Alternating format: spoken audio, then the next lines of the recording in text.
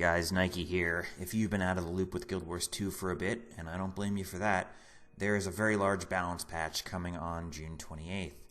For PvE, it might even be the largest and most impactful balance patch ever.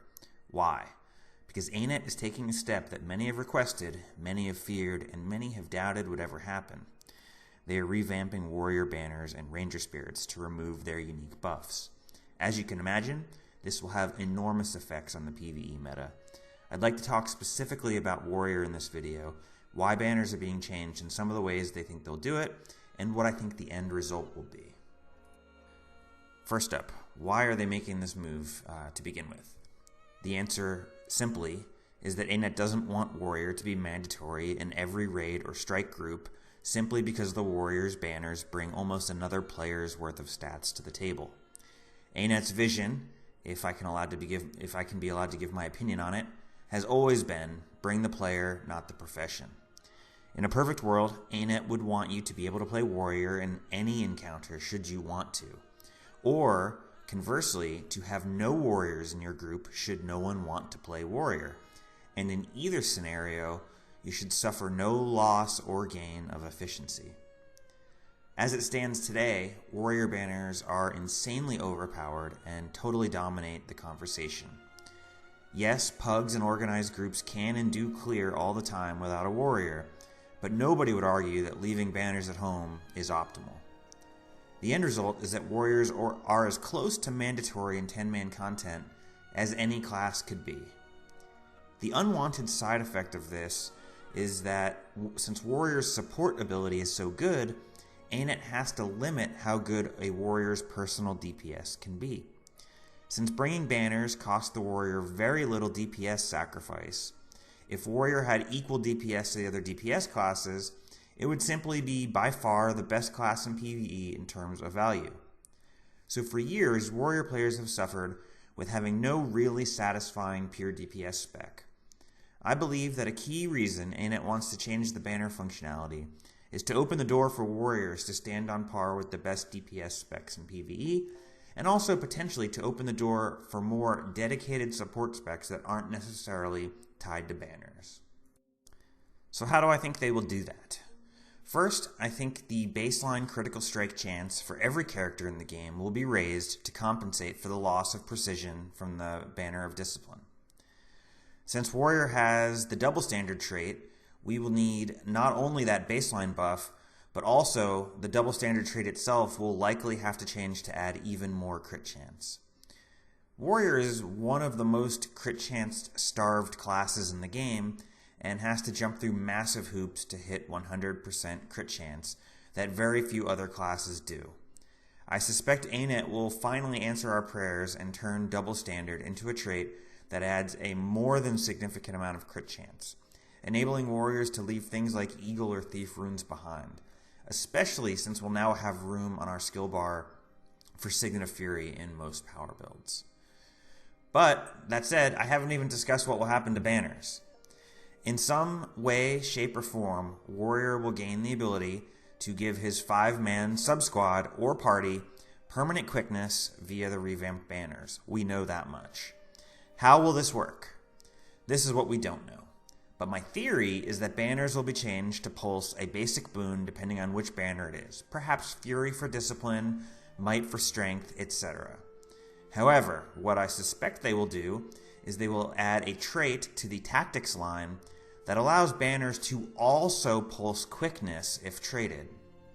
My hope for that is it will have interesting gameplay interactions, besides just dropping banners and forgetting.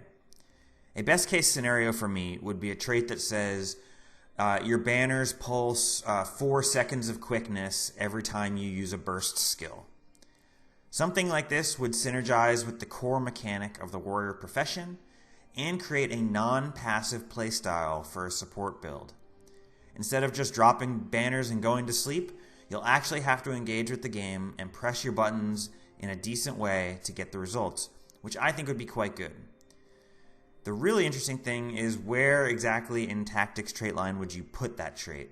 Clearly it's a GM level trait in terms of power, but having to compete with Phalanx strength is tough because ideally any support quickness warrior build is also going to want to be the might engine for his team with failing strength due to role compression. So perhaps they'll make failing strength do both. If that's too powerful, perhaps failing strength moves to major and empowered allies moves to adept. It's kind of hard to figure out the best way to do this, but it is my best guess at what the new warrior banners will look like. So what does the future look like for us warrior players? Post-patch, I think we're going to have 3 distinct builds in the PvE meta. DPS Power Warrior, which will be either Berserker or Bladesworn depending on the encounter, and they will look very similar to what the current DPS builds for those classes look like already. While of course the DPS numbers are going to be lower than currently, remember with the banner change, every spec is losing damage. So it's likely, perhaps even probable, that DPS Warrior will be better off, relatively speaking, compared to other power specs. Condi Berserker will also be a viable pure DPS build for particular encounters where Condi Banner Berserker is currently the optimal way to play Warrior. In general, power builds are going to lose more from the banner change than Condi. Power builds are losing 300 relevant stats, whereas Condi builds are only losing 100 truly relevant stats. Therefore, all else being equal, unless ANET makes some other adjustments, Condi DPS Warrior will be a rather viable build. As an aside, this stat loss disparity does make me strongly fear we are about to enter an era of total Condi domination in PvE. But I hope ANET has also seen this, take steps to address it, and that I am wrong. Lastly, I do expect there to be a quickness support warrior build. Likely, whatever quickness solution ANET adds to banners will require a big investment into concentration to achieve 100% uptime. So safe to assume that Diviner's gear for your warrior will be a very real option. A greatsword based Diviner build that pumps 25 might, quickness, and fury to your squad seems incredibly probable to me. Most likely a Spellbreaker or perhaps even Core Warrior. The end result is going to be DPS builds that are very distinct from support, and the two will be unmistakably different in terms of playstyle.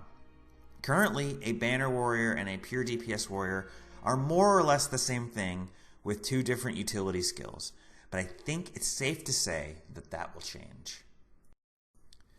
So that's it, guys. I'm excited for the balance patch, and once it hits, I will do a follow-up and post lots of build guides for all of you.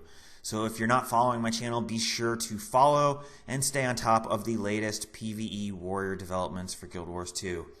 Thank you guys so much for watching. If you have any questions or comments, leave them below. I would like to hear what you have to say. Thanks.